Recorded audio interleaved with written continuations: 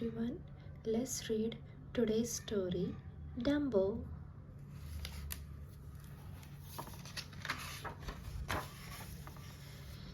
This is the story of a little elephant with a big heart and two very big ears who learned to soar.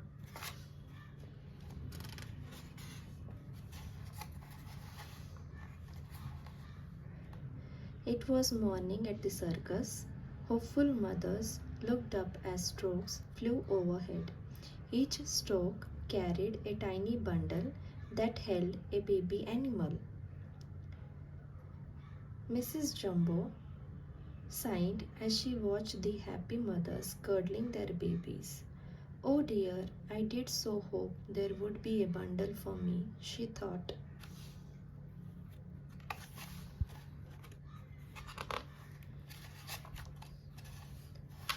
A stork flew into Mrs. Jumbo's railway car and dropped a large bundle.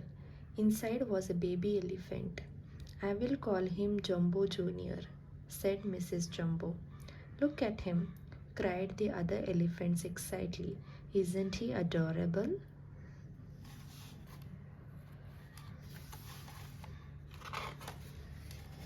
Just then, Mrs. Jumbo's baby sneezed. Out flapped two enormous ears. The other elephants gasped. Then they began to giggle. He looks so funny, said one elephant. Let's call him Dumbo. Mrs. Jumbo didn't care what the other elephants thought. She loved her baby, big ears and all. She lifted him up in her trunk and gently rocked him to sleep.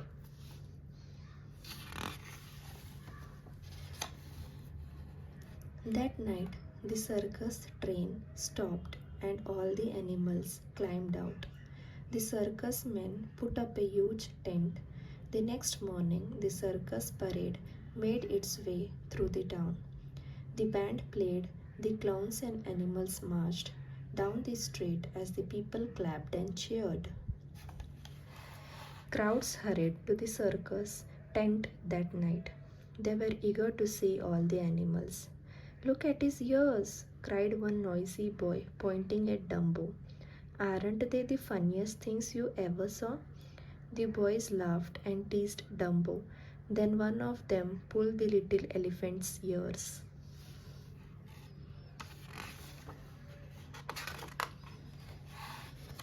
Mrs. Jumbo trembled with anger. When she raised a hail bale to throw at the naughty boys, they ran away in terror. Down, down, cried the ringmaster, cracking his whip. Dumbo's mother was taken away and locked in a small cage, far away from Dumbo. Back in the tent, the other elephants gossiped about Dumbo's mother. Such disgraceful behavior, they said. It's all his fault, you know, and they turned their backs on Dumbo.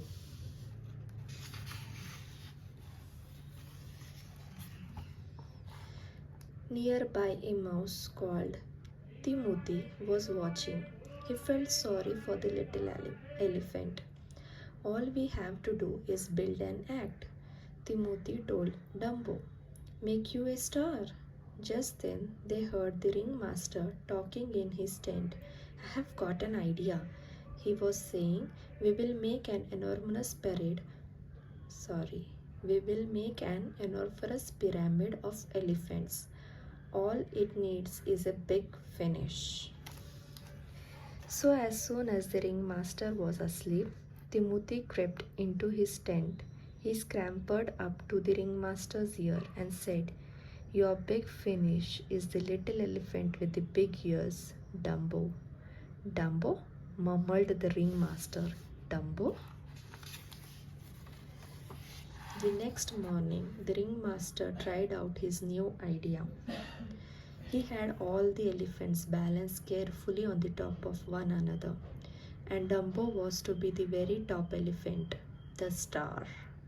But when Dumbo ran to jump onto the top elephant, oh no, he tripped over his big ears and bumped into the pyramid.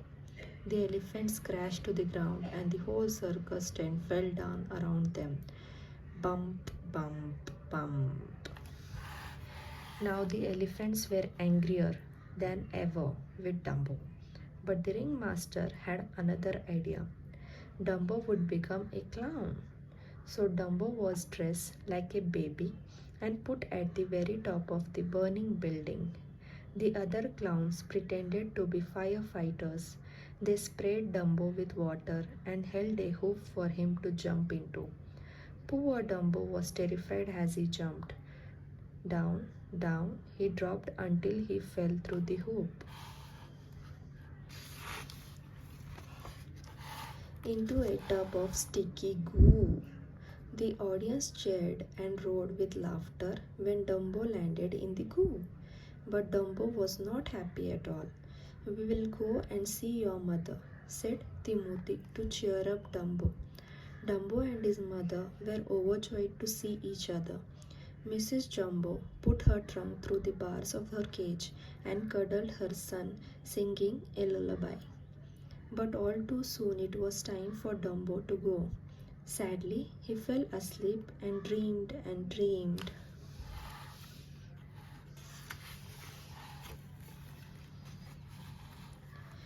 The next thing Dumbo and Timothy knew, it was morning. When they opened their eyes, they saw a group of crows looking at them. Dumbo and Timothy were high up on the branch of a tree. "An elephant in a tree?" said a crow. "How did he get up there?" The little elephant was so surprised that he lost his balance.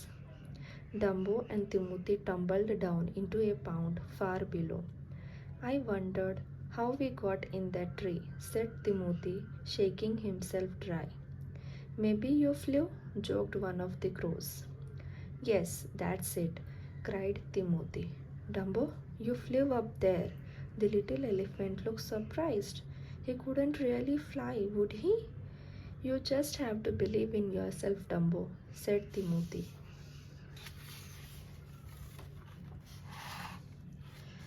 One crow gave Timothy an ordinary feather and whispered, "This is a magic feather.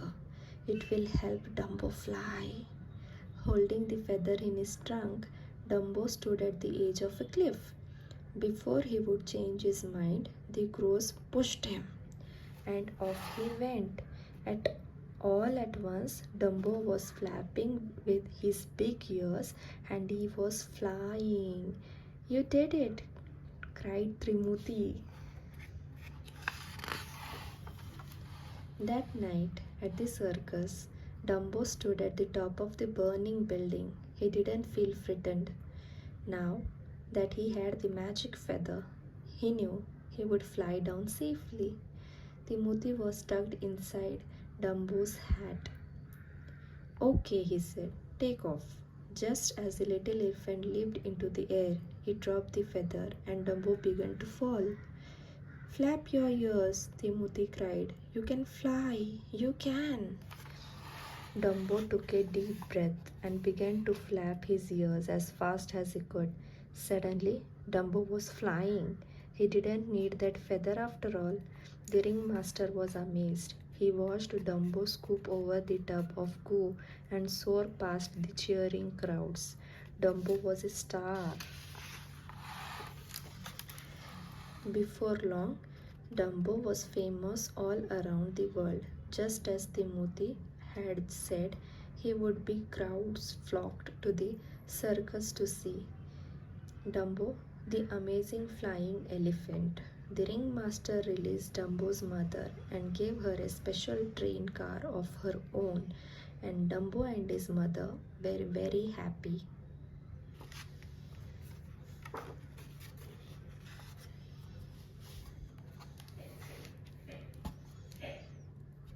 Bye bye. See you tomorrow.